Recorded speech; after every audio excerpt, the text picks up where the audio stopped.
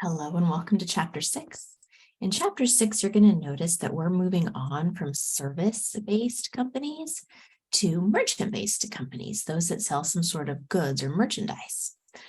There's one additional topic in Chapter 6. It's 6.7 on periodic systems. We're not covering 6.7, which is why it's not listed in your reading. So you'll have to read topics 6.1 through 6.6.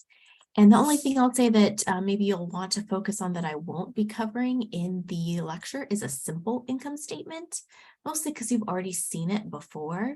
So I'm going to focus on one, which is the multi-step income statement.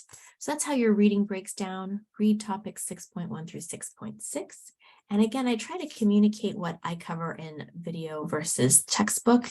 If you go to your overview, the text below, it'll tell you what's only covered in reading versus what's available in the videos and the reading. So again, that single step or simple income statement is the only thing that I won't be covering in the videos. Everything else this chapter, I will be covering in videos, and you can also read your book to get more information about it. All right, we'll start Chapter 6 in the next video.